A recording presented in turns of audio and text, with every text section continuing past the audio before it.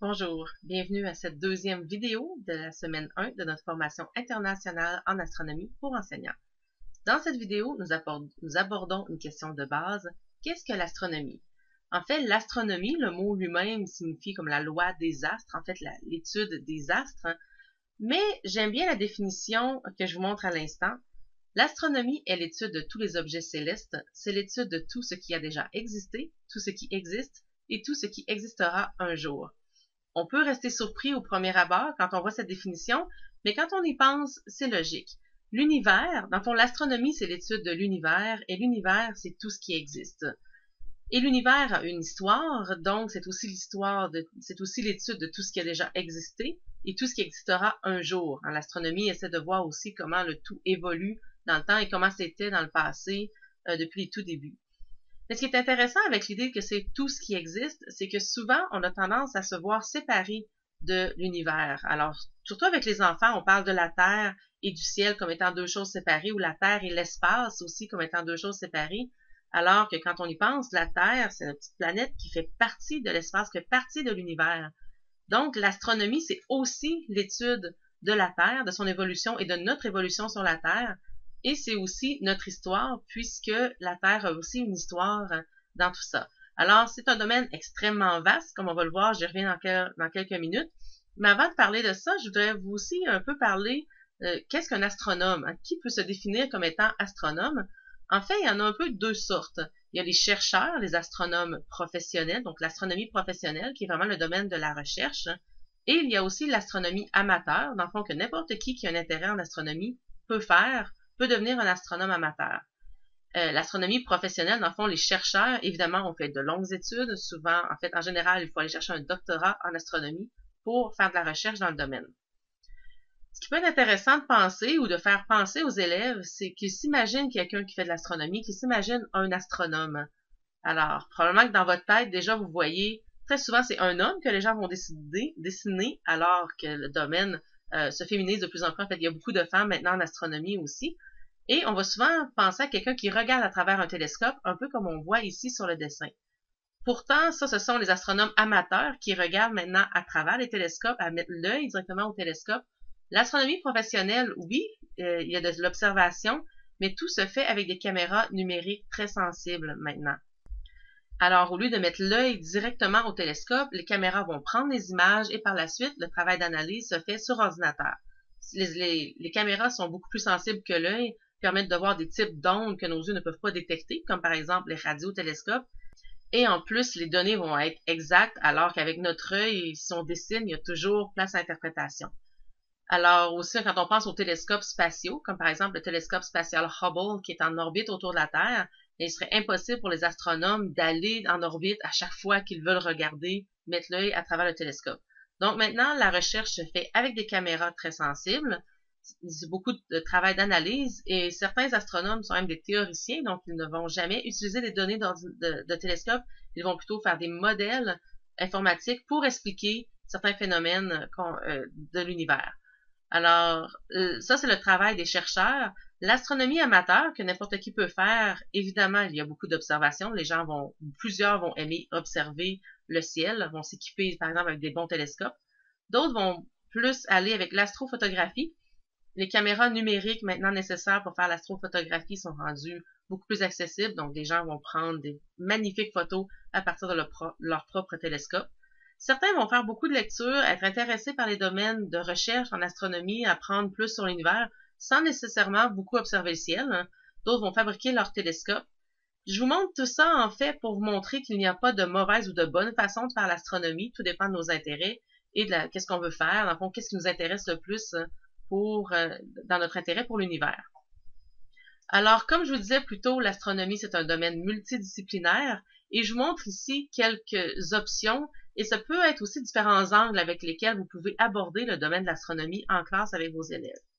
Évidemment, on parle souvent d'astrophysique, donc il y a beaucoup de physique en astronomie. Quand on parle de l'étude des mouvements des astres, par exemple, la mécanique, tout se fait à l'aide de la lumière, donc beaucoup de phénomènes optiques.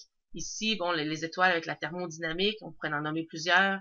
Il y a aussi la chimie, toute la formation des éléments dans les étoiles. Donc, le fameux tableau périodique, il est très utile en astronomie.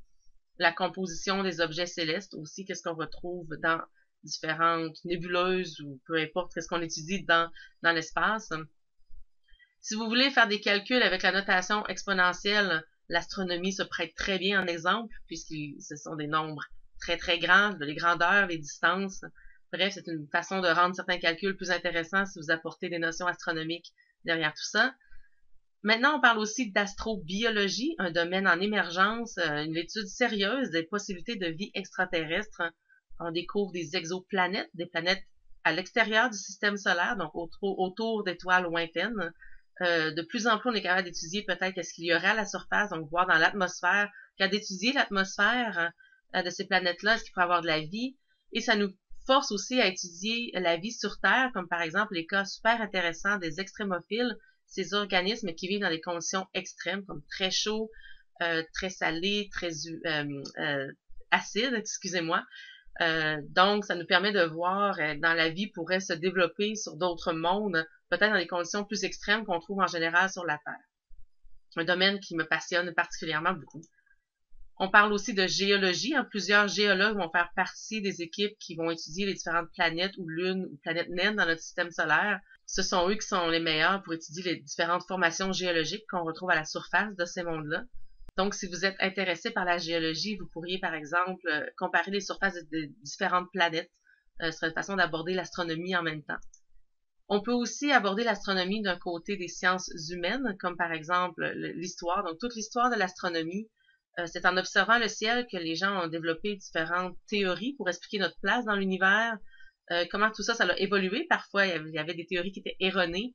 Alors, c'est intéressant de voir un peu comment toute cette évolution-là de nos connaissances. On peut aussi penser au niveau culturel, les mythologies des différentes cultures. Les gens ont vu différentes constellations dans le ciel, toute la mythologie qui s'y rattache, c'est très intéressant.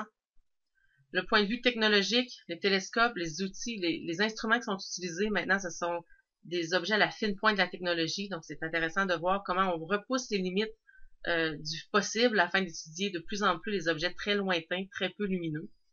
Certains des logiciels qui sont utilisés aussi. Et tout le côté environnement, en fait, dès qu'on s'éloigne un peu de la Terre, dès qu'on a un regard extérieur, on réalise à quel point notre petite planète est unique, comment qu'elle est belle et comment que ses ressources sont limitées. Donc, ça nous montre vraiment les propriétés uniques de la Terre, une perspective différente qui nous fait peut-être prendre une conscience, du moins je l'espère, une conscience plus humaine de cette petite, de notre monde. Et je dis plus humaine aussi dans le sens qu'on réalise à quel point les frontières qu'on a créées ne sont pas visibles de l'extérieur. Alors, nous sommes vraiment tous des petits citoyens de cette planète perdue dans l'espace. Donc, ça nous donne une perspective différente. On peut aussi penser à la pollution lumineuse, qui est un problème pour l'observation des astres, mais qui est aussi un gaspillage d'énergie. Et les nouvelles recherches montrent à quel point ça peut avoir un effet sur différents animaux, sur les plantes, sur nous aussi. Donc, c'est un domaine aussi très intéressant. Et finalement, j'aime bien l'idée de simplement reconnecter un peu les gens avec la nature. Surtout les personnes qui habitent en ville n'ont plus beaucoup de contact avec la nature. Alors, le fait d'observer le ciel régulièrement nous permet de réaliser certains cycles qui se passent, nous permet de plus à se rendre compte des conditions météorologiques quand c'est nuageux surtout. Alors, bref, c'est une façon de reconnecter un peu les gens avec leur environnement, avec la nature, tout simplement en observant le ciel. Alors, c'est un domaine très multidisciplinaire. Vous pouvez l'aborder sous différents angles. Ce sont quelques idées ici. Il y en a d'autres, évidemment. Alors, je vous donne mon premier truc, c'est d'accepter qu'il est impossible de tout savoir. C'est immense l'univers. Il y a plusieurs sciences qui se rattachent à l'astronomie. Alors, c'est sûr qu'il est impossible de tout savoir. Il y aura toujours des questions de vos élèves auxquelles vous n'avez pas les réponses. En fait, il y aura probablement des questions d'élèves auxquelles personne sur Terre aurait la réponse. Alors, il faut enlever un peu la pression de tout savoir, accepter que ce sera impossible, qu'on pourra chercher avec les jeunes si on veut aller chercher plus de réponses, mais que nous aussi, on se pose des questions. Et dans le fond, c'est intéressant de toujours continuer à en apprendre plus, mais que, encore une fois, il est impossible de tout savoir. Alors, c'était mon premier truc. Je vous laisse là-dessus pour cette vidéo et vous me revoyez dans la prochaine.